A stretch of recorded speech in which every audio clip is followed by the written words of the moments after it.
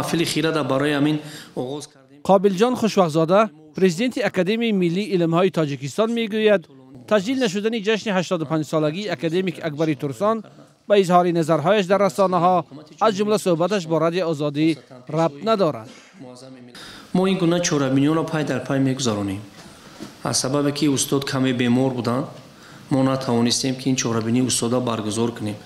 ما هم محفل خیره را برای همین آغاز کردیم که هم استادانی که در بین ما و شما نیستند، هم استادانی که سالهای طولانی 50-60 سال از استادان در اکادمی ملی علم‌ها فعالیت میکنند. ما برای همکاری در این سمت یگان مانعی در اکادمی ملی علم‌ها نیست. یکی از نزدیکان اکبری ترسان روز 6 فوریه در یک صحبت تلفنی با رادیو آزادی گفت که روزهای تسجیل از 85 سالگی سلامتی استاد خوب بود.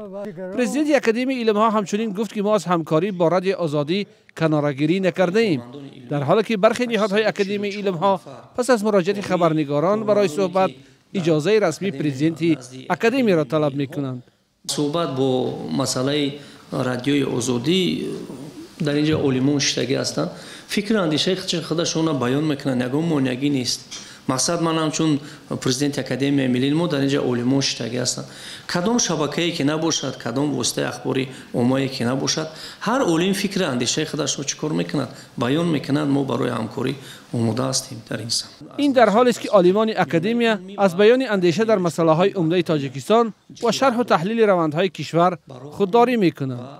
صحبت رادیو آزادی با اکادمیک اکبری ترسان تیر ماه سال گذشته به افتخار 85 سالگی ایشان صورت گرفته بود.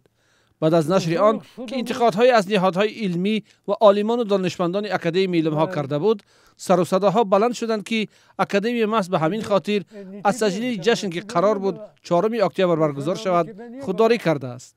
آن زمان گفته شد که جشن روزی زبان سبب این حالت شده است، ولی منابع رادیو آزادی گفتند که مصاحبه انتقادی دانشمند به چندی از سروران خوش نآمده است.